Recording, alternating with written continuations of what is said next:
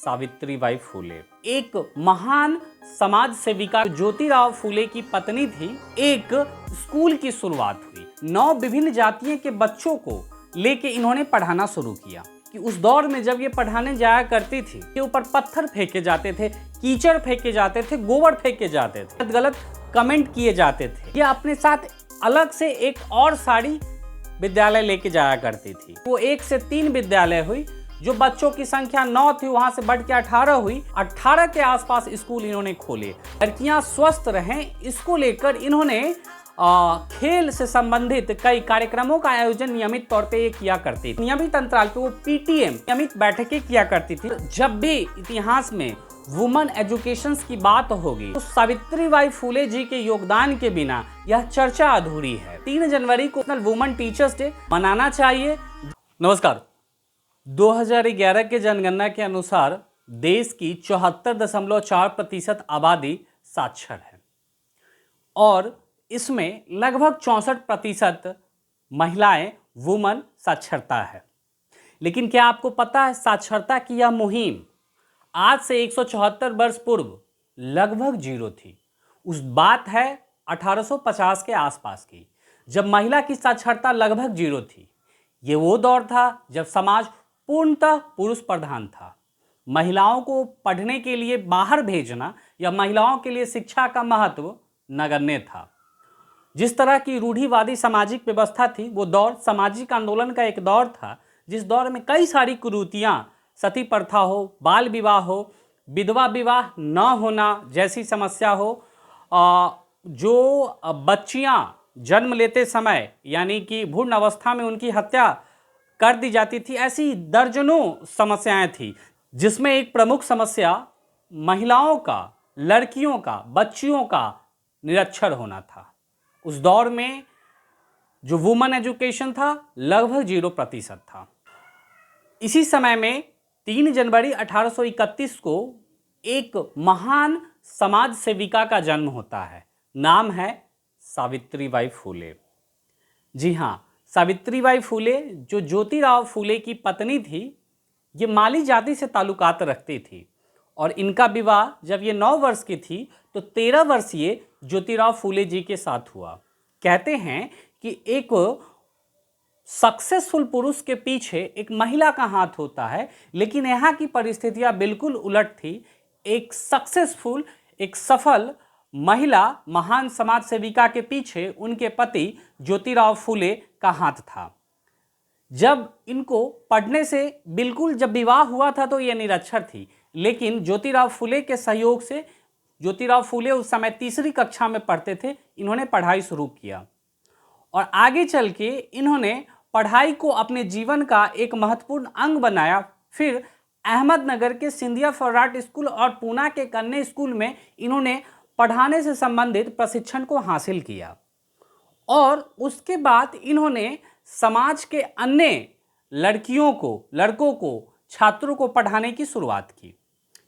यह बात उस समय समाज के कई रूढ़िवादी तबकों, कई सम्भ्रांत वर्ग के लोगों को और इनके अपनी ही जाति के लोगों को पसंद नहीं आया और ज्योतिराव फूले और सावित्रीबाई फूले को इनके पिता ने घर से निकाल दिया।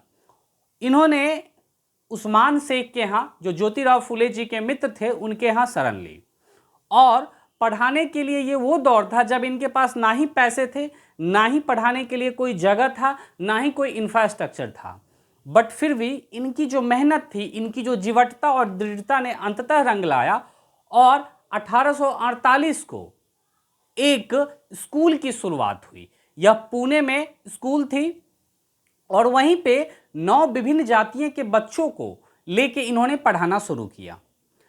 ये पूरी जिम्मेवारी सावित्रीबाई फूले ने उठाया था। आपको यह जानकर आश्चर्य होगा कि उस दौर में जब ये पढ़ाने जाया करती थी तो समाज के कुछ बिगड़ैल तबकों के द्वारा इनके ऊपर पत्थर फेंके जाते थे, कीचड़ फेंके जाते थे, गोबर फेंके जाते थे, इनके ऊपर गलत गलत कमेंट किए जाते थे। इसीलिए इन चीज़ों का निराकरण करने के लिए ये अपने साथ एक अलग से एक और साड़ी विद्यालय लेके जाया करती थी और धीरे धीरे इनकी यह मेहनत रंग लाई। यह विद्यालय जो पहले एक विद्यालय थी वो 1 से 3 विद्यालय हुई। जो बच्चों की संख्या 9 थी वहां से बढ़ के 18 हुई, फिर 45, फिर 70। और जो स्कूल, एक स्कूल की मुहिम इन्होंने शुरुआत की थी, वो स्कूलों की संख्या बढ़ के 18 के आसपास स्कूल इन्होंने खोले, जो पुणे के विभिन्न विभिन्न जगहों पे थे।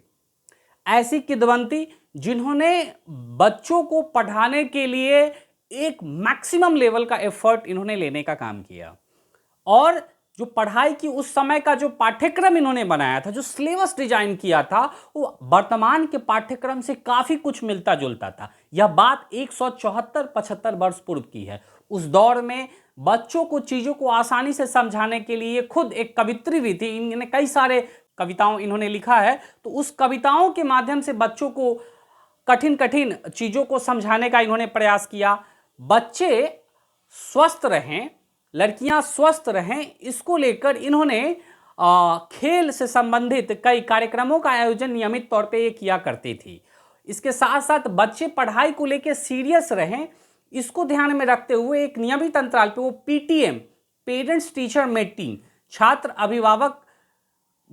के जो अभिभावक होते थे उनके साथ यह नियमित बैठकें किया करती थी, जिससे बच्चों के पढ़ाई और उनके पढ़ाई से संबंधित उनके विकास पे विस्तृत चर्चा किया जा सके और उसको एक बेहतर दिशा में ढाला जा सके। इसके साथ साथ इनकी जो सिलेबस थी, इनकी सिलेबस निश्चित तौर पे उस समय की बेहतर पाठ्यक्रम डिजाइंड सिलेबस में शामिल था।